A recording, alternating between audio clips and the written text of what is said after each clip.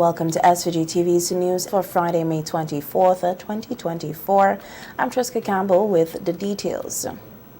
40 participants from various groups and organizations, including government agencies, were recently engaged in an intensive training session on project writing aimed at helping them to secure funding. The training was hosted by the National Parks, Rivers and Beaches Authority in collaboration with the Caribbean Natural Resources Institute, CARNI. CARNI's technical officer, Aria Laidlow, highlighted the availability of funding, but noted that accessing these funds is often challenging. The reason why we felt this is important is because we understand that there's a lot of money and donor agencies out there who are willing, who are able, who have the capacity to fund projects. But what is often lacking is that sort of local capacity on the ground to develop proposals. Now, one of the things the participants were able to understand, or some of the key things that they were able to understand, were what are the key components that makes a project proposal a good one, what are the sort of languages that need to be used in order to attract the donors. We looked at things such as developing great budgets, looking at potential risks and mitigative actions that could be taken in place, because donors want to get a better sense and awareness of the longevity of whatever it is you're trying to implement. So that was what we did over the past 2 days. We thought it was a really great success. We had great participation from those who were here. We had over 30 individuals over the past 2 days. We really enjoy them, and Canary as a regional institute, we look forward to continue developing of the capacity of the local communities, of civil society, to be able to have that sort of voice, to be stewards within their environment. The facilitator of the training was Canary's Senior Technical Officer, Lehum Johnson. He mentioned that the feedback from participants was encouraging and that he was able to impart knowledge to empower the applicants. Wanted to impart the various elements of project proposals so that the participants would have an idea in terms of the process that they will need to go through in preparing our winning proposals. We gave them tips and tricks, just to ensure that at the end of the day, they are confident and competent in preparing their project rationale and approach, looking at the need to prepare adequate log frames, including their impacts, project impacts, their deliverables, the various activities, ensuring that the projects are smart, ensuring that they're specific, measurable, that they're achievable and realistic within the given time frame. And then we also looked at things related to the budget, ensuring that they prepared budgets that can be justified, look at the various elements, the building blocks that are needed in preparing justified budgets. The Sustainable Development Unit of St. Vincent and the Grenadines was one of the many agencies participating in the workshop. Its officer, Brenton Kwame, described the training as informative and empowering. Project writing is something that is, new to me in a sense, although I'm part of implementing projects, but getting a feel of what goes on behind developing and writing a project was really a great experience for me. And although I may not write a project, I am more equipped now to actually review projects that may come to our desk that have to be implemented. And so it was indeed a pleasure. Really want to thank Canary and all the members, representative facilitators for sharing and imparting their knowledge to us. Sandals Resort St. Vincent recently hosted its annual Star Awards, bringing together some 361 travel advisors from North America, Latin and Central America, as well as Europe, to experience what the resort has to offer. On radio this week, Acting Prime Minister Montgomery Daniel says the reviews from the travel advisors on the new Sandals Resort in SVG were impressive. For those who came to St. Vincent and the Grenadines, that they were very much thrilled, that they were just impressed as to what they would have seen here in St. Vincent and the Grenadines and the new Sandals Hotel, the latest of them by Sandals. They couldn't believe what they would have been seeing. They were in awe. You could have seen their enthusiasm as they collected the various gifts and recognition during that night.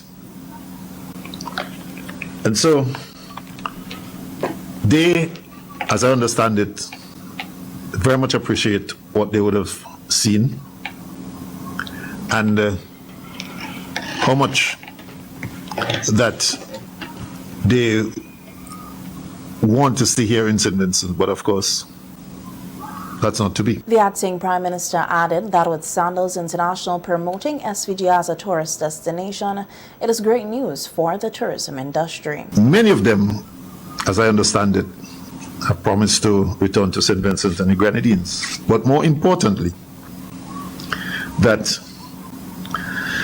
in their line of work, as they continue to sell destinations, that their number one destination that they have said that they would want to sell is St. Vincent and the Grenadines. So, my brother, we may look at our small country and think it's not beautiful and it does not have that appeal. But many have come and have proven otherwise. Casey Davey has been appointed as SVG's honorary consul in the Republic of Malta. A news release from the Ministry of Foreign Affairs and Foreign Trade says Davey spent the last 20 years as a consultant and entrepreneur, and he also served in senior commercial executive roles in the B2B, SaaS, and PaaS travel tech, tourism, and media sectors. Davey is a seasoned commercial strategist, certified AMA, American Marketing Association, and DMI, Digital Marketing Institute, strategic marketer and digital specialist with extensive startup and grow-up business development experience. He is a co-founder and growth advisor of Busy Rooms Limited and a director of Breeze Travel Inc. As honorary consul of St. Vincent and the Grenadines in the Republic of Malta, Davey is expected to provide consular assistance to Vincentians traveling to or transitioning through Malta, as well as Vincentians who are living in Malta. He is also expected to use his wealth of experience to explore opportunities for viable partnerships. In other news now, opposition MP for Central Kingston, Major Sinclair Leacock, is of the view that a cultural shift in SVG has resulted in an increase in crime and violence, mostly involving young men. Leacock, who was speaking on the matter on the NDP Night Talks program this week, said the cultural shift has changed the way in which people relate to each other and manage conflicts. That is, the issues, problems, the matters that we are discussing are of no moment to them. They are in a completely different world and a different mindset. And that begs the question, how did they get there? Some of it will be a collapse of the family values. Much of it may be the absence of opportunity, employment opportunities, parenting, failures in the school system to see when people made that wrong turn, that deviant turn. The movement away from church and God, and an amalgamation of all of that. Whatever the combinations or the permutations are, ultimately, there are people, to put in simple local language, who don't care about many. Life has no value. A young man will take his time and go and recover his gun and his ammunition and return to a particular scene because he had an altercation, or someone would feel because somebody gave him hard talk. Oftentimes it's about your woman, and they would say, or some other trivial issue, and that life could be so meaningless to you that you rub them out, then something's fundamentally wrong. And as I indicated in the Parliament of St. Vincent and the Grenadines, it needs careful and detailed study by those of us who live here, but also by those of us who are experts and whose job it is to do such research. I'm speaking here about our own universities in West Indies and the criminologists among us as to why we are where we are in this most undesirable of places. Leacock pointed out that to solve a problem, you have to first accept that there is a problem. The opposition MP said one of the things that is critical in resolving the crime situation in SVG is to depoliticize the issue. Let's be direct. A few weeks ago, a container of arms, the largest in the history of St. Vincent and the Grenadines, arrived here to an address which we are told is unknown. And that was accompanied by an equally large cache of bullets. There was no opprobrium. Nobody was upset. Nobody was vexed. There was an attempt to close it down. Vincentions, you have to be careful to have things sent in your names. No. What is that supposed to mean? We haven't heard, and we made a call then, that we should ask the regional and extra-regional police special organizations to assist us in tracing that. That didn't happen. We still don't have a clue as to what happened in the 4E5 who was shot down. I mean, to his credit, the current Assistant Commissioner of Police comes over, has been honest and no nonsense in it. But we go back to basics. You have to accept that there is a problem. There's dispute, for example, do we have gangs? And when there's some concessions that we have gangs, there's something that comes around with it. The gangs are built around the trafficking in drugs. And we are laid back with these things. So I say that, and unapologetically so, that the government is complicit in the unsatisfactory results that we're having now. Because to complete that circle, 15 years or so ago under uses, a little bit more than that, when we wrapped our hands around the problem, the New Democratic Party came up with what we call it social, spiritual, and redemption charter to address the crime problem in St. Vincent and the Grenadines. We went beyond that after we had fleshed it out. We brought it to the Parliament where we offered a motion so that it could be debated and both sides could have their say on it and there could be some bipartisanship on the matter. The government took cold water. It didn't see the life of it. They said that we were trying to have the government expend monies, and that was not the attractive job. That was not the point. On the role of civil society in helping to address the issue of crime and violence, MP Leacock said this has diminished over the years. The opposition MP emphasized the need to address crime and violence, which can have a serious effect on the country's investment climate. You know, in a strange way, they have a quick fix, you know, and labeling and so things that seem to go popular with people. So we hear pan against crime. Yeah. Sports against crime. Sports against crime. Now I made the point. If pan was a panacea or a great solver of crime, then Trinidad would be all right. Forget about pan.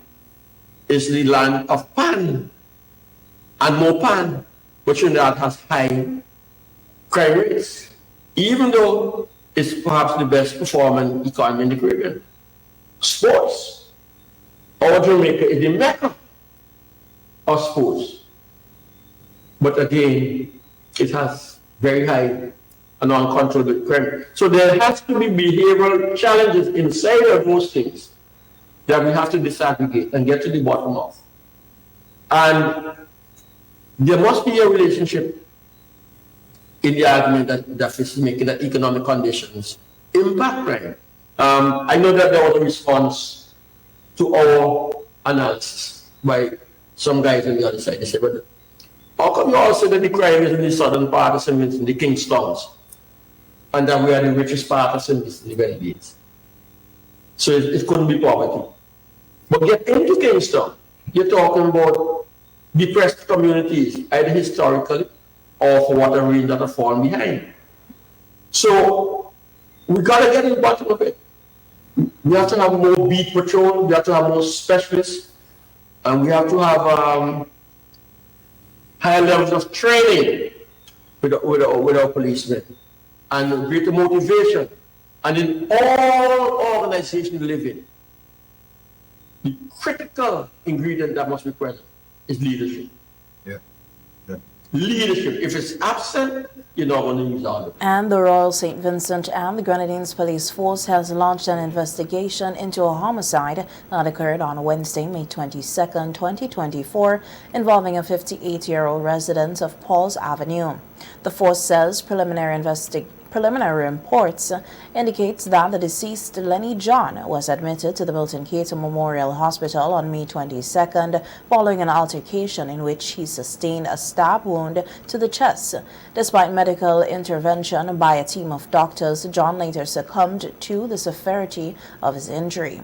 The SVG police force says it is diligently investigating this tragic incident and is committed to finding those responsible. Anyone with information that could aid in solving this crime is asked to contact the police. Meanwhile, the Royal St. Vincent and the Grenadines Police Force says it has opened a homicide investigation following the results of a post-mortem examination performed on the body of a 42-year-old Ronaldo Butte of New Montrose. In a May 23rd press release, the RSVG Police Force said Butte was discovered deceased on April 30th in a residence located at Walker Peace, New Montrose. The police said the body, initially unidentified and in a state of partial decomposition, was found by the homeowner during a routine property inspection. The presence of the foul odor led to the discovery. The police said a family member later identified the deceased as Ronaldo Butte. A post-mortem examination conducted on the deceased concluded that Butte's death was a result of blunt force trauma to the head. In light of these findings, the Royal St. Vincent and the Grenadines Police Force says it has elevated the case to a homicide investigation. The RSVG Police Force says it is actively pursuing all leads and is committed to a thorough investigation of the circumstances surrounding Butte's death. The police are asking anyone with information to come forward.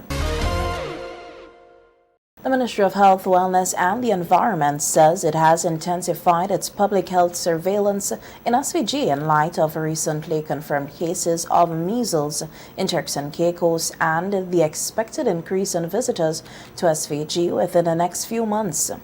Measles is a highly contagious illness and can spread very easily to others. It is caused by a virus found in the nose and throat of an infected child or adult. When someone with measles coughs, sneezes, or talks, infectious droplets spray into the air where other people can breathe them in. The virus remains active and contagious in the air or on infected surfaces for up to 2 hours. Measles can cause severe disease complications affecting the lungs and brain and even death. Measles can affect anyone but is mostly common in children. Signs and symptoms of measles usually begin 10 to 14 days after exposure to the virus.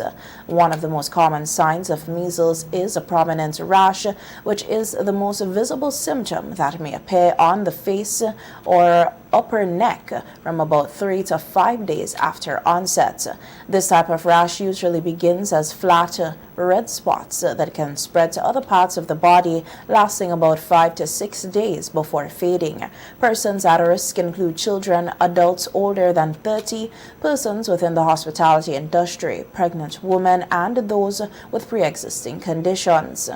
The Ministry of Health says parents, guardians of children 0 to 4 months who have missed their first or second dose of measles, mumps, and rubella vaccine can still visit their nearest health center for more information and a revised vaccination schedule. Noting that testing for measles is available in SVG, the ministry says if you suspect that you or a child may have been exposed or showing signs and symptoms of measles, to contact your nearest health center and or speak with your healthcare provider soonest. The ministry says it will continue to monitor the situation closely and update the public accordingly. As of the 23rd of May 2024, there have been no confirmed cases of measles in St. Vincent and the Grenadines since its elimination over 30 years ago. A healthy diet is as important for a breastfeeding mother as it is for a pregnant mother. According to community dietitian Melody Hercules, who shared advice with breastfeeding mothers, it is essential to ask questions about breastfeeding as there is always more information coming to hand on the topic.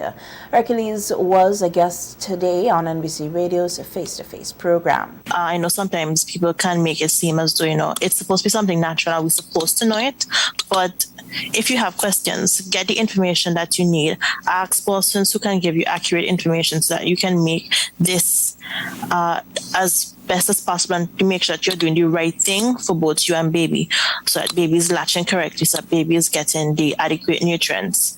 The second one would be to stay hydrated and eat properly. Breastfeeding takes a lot of energy, and you have to make sure that you are taking care of yourself so that you can take care of baby. And third, make breastfeeding an enjoyable experience. This is a time where mommy and baby spends a lot of time together, because while you're breastfeeding for the first 6 months, sometimes you're doing it 3 to 4 times a day based on how hungry baby gets or how often baby eats. So try to enjoy the experience. Don't just look at it as a chore or that you're just feeding baby. You're just going to feed and that's it. Make sure you're bonding with baby. Talk to baby. Just enjoy the experience. Make the experience enjoyable for both you and baby. Speaking on nutrition tips while breastfeeding, Hercules said protein, whole grains, adequate water, and fruits and vegetables are ideal when breastfeeding, while pointing out that coffee and alcohol are not suitable and mothers should avoid them as they can be passed on to the baby via breast milk. Caffeine and alcohol can affect the hormones that help with the letdown of milk. So it can hinder the letdown, and then if that happens, and baby is not going to get enough milk at that sitting. Also, just in general, most persons drink caffeine to stay awake, and when you have baby, most mothers, when you speak to them, they're trying to create a schedule for baby. So you want baby to eat and sleep and repeat, and you have a schedule that you want them to get into. So if you're consuming caffeine and baby is also getting the caffeine, then that will interrupt the pattern that you're trying to create for baby. Also, as I mentioned earlier, baby is still developing. The organs are still brand new and fresh. Right. So they are not at a point yet where they can break down caffeine and alcohol. So it can be damaging to them. So it's best to just avoid drinking alcohol and caffeine, especially while breastfeeding. Noting that other foods can be introduced to a baby after 6 months marker, the community dietitian said complementary feeding formulas can be introduced. Everybody is different. Some persons start introducing complementary foods, which we encourage at the 6 months mark. You can talk to your pediatrician. Based on how baby is going, they may have different suggestions for you. Most persons that I have interacted with and most mothers that I have spoken to, those in the office who have been mommies for years, they mentioned that oftentimes they would take the breast milk and they would mix, instead of buying the stuff at the supermarkets, they would mix it for themselves. So at probably at the 6 months mark, you can start introducing formula if you feel the need to introduce formula. Because most persons, if they are working, after 3 months, they're back on the job. So that baby is being taken care of by somebody else, and they may not necessarily have time to come home and breastfeed or space to go and breastfeed when baby needs to be breastfed. So at the 6 months mark, when you're starting to introduce complementary feeding, the formula is there also. And persons would mix probably like a fruit, let's say a piece of banana and some breast milk, and they will mix it up together to make like a smoothie. I wouldn't say porridge, but like a smoothie. Yes. And then they would start introducing it to baby bit by bit. You don't want to introduce too many things to baby one time, so you just want to see how baby is going. So those are just some ways that you can introduce food into baby's diet after the 6 months. Minister responsible for Fisheries, Saboto Caesar, has noted the practice of shark finning in some countries and said that it is not encouraged here in St. Vincent and the Grenadines.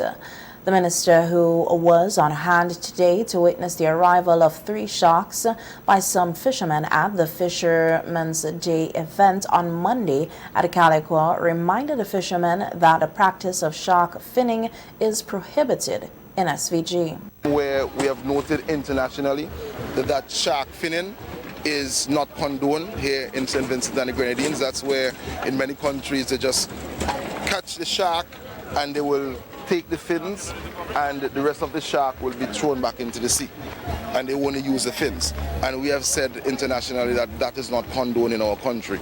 We will ensure that as you're seeing here right now, the entire shark is being sold. Meanwhile, Minister Caesar said SVG is pushing to ensure sustainable fishing to protect the ecosystem.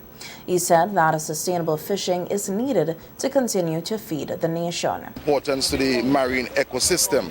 We have now a maximum size on the lobsters that can be caught. Most countries only have a minimum size, but we have a maximum size. Lobsters over 5 pounds will be permanently resident here because at that stage they can easily multiply rapidly so that we can have our lobster numbers up. We have a significant opportunity for exports through rainforests, seafoods, and we have several other plants in St. Vincent and the Grenadines exporting fish. The St. Vincent and the Grenadines Coast Guard Service is advising people to be aware of the rip currents when venturing out to sea to swim or to dive. Chief Petty Officer Damian Franklin, who was a guest on the Police on the Beat program recently, provided some tips on how to navigate these rip currents while discussing safety at sea. What a rip current does, it will take you out to sea. And, being in a current, taking you out to sea, first thing you will panic. And you'll try to swim back to shore, which is against that current, and you will find yourself in difficulty. One of the things that is advised when you're caught in a rip current is that you go with it or swim parallel, so that it will not give you that struggling effect of trying to get back to shore. Yes, it will be scary. The tide current is carrying you out to sea, but it can save your life. But what is advised is the first thing you should do is let people around you know you're in difficulty. You scream for help, you alert your surrounding that you're in difficulty. That's the first thing you do. Some people try to do it on their own, but the first thing to do, let people around you know you're in difficulty and you need assistance, whether you can swim or not. And those who are going to assist, it's always advisable to take some floating device along with you. Because someone in difficulty, they're going to hold on you with everything they got. And that can put you in serious difficulty also. If the person is calm or they are passive, you can approach them, you can talk to them, but some people in difficulty, they are very wild. They panic and, they're out of control. One of the first things you have to do is get that person under control. Speaking on precautionary measures, Sub-Lieutenant Charles said people should refrain from diving headfirst into a body of water. Because if you always continue to play when you go to sea and you do encounter difficulties or in any harm, we do not know when you're serious. The person who go along to bathe, to enjoy the beaches with you would not know if you're serious or you're not. So we want you to be serious when you go out at sea, when you venture out. Do not play games. Do not fake things, saying like you pretend you're drowning when you're actually not. Because the chances are that you may encounter difficulties and then people think that you are faking or kidding around and then suffer the consequences. We at the Coast Guard are dedicated to saving lives, and I'm advising persons to put safety first.